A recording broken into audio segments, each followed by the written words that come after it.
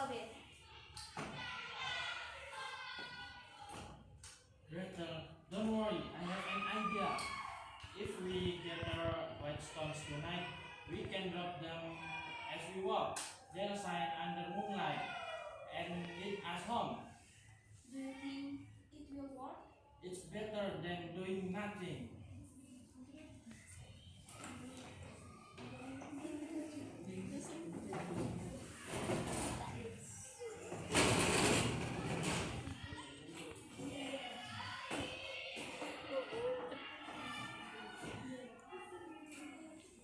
The next morning, the children were tucked into the woods. The forest seemed gentle at first, but the deeper they walked, the dimmer the light became.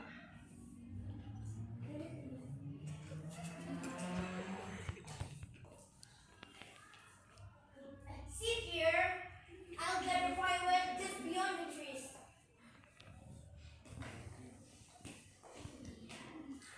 It was alive. He struggled even to speak. The moment he disappeared behind the trunks, the forest fell still. He's gone. He's really gone. Not forever.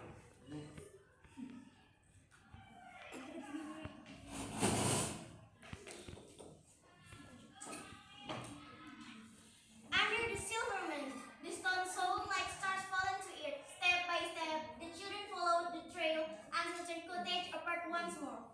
Take note. Father opened the door, stunned. You were home. Their return did not bring relief to the stepmother. Instead, her frustration hacked them, and she pressed the father into an even more heartless plan. Tomorrow, farther than before. I cannot bear this.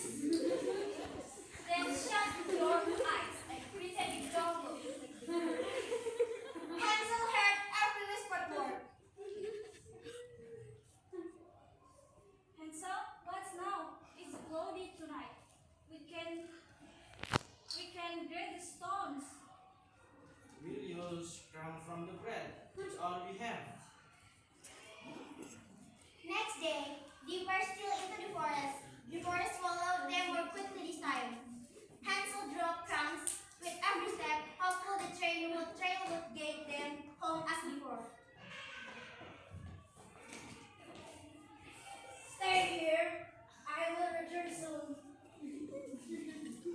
Hours passed, and when the children turned to follow the breadcrumb trail,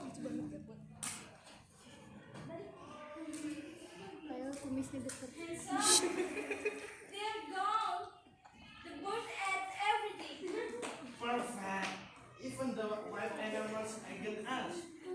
This time, there was no pet home, only trees, shadows, and the cold air of evening. By the next afternoon, hunger got at them. That was when they saw it, a cottage covered in icing, sugar, and bright sweets. Wow, it's like magical. Either magical or suspicious.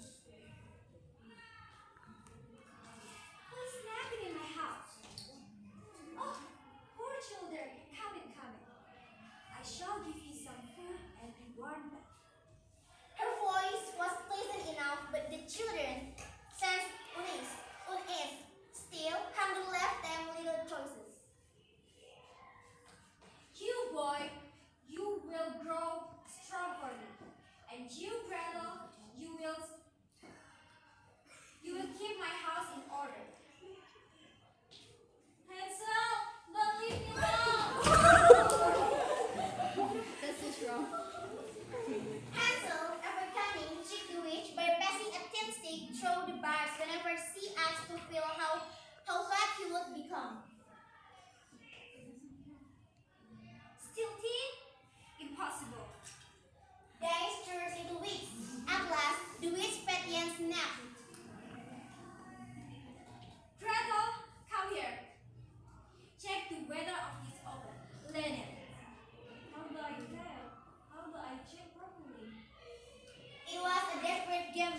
The witch, annoyed, leans forward to demonstrate.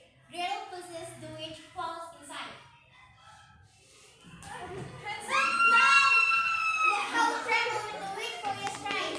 Then fell suddenly silent.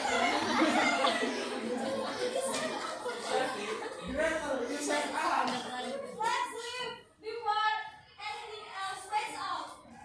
In the witch house, they found treasure beyond imagining. Taking only what they could carry, the children set out to find home again. They spaced, but at last the familiar path to take takes upward.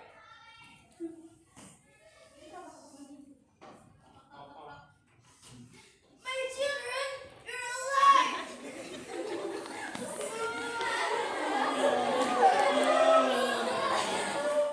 The stepmother had left long before, bitter and cold-hearted to the end. But the father wept with relief and held his children close. You brought something home. It's enough for all of us. Thank you, kids. Okay.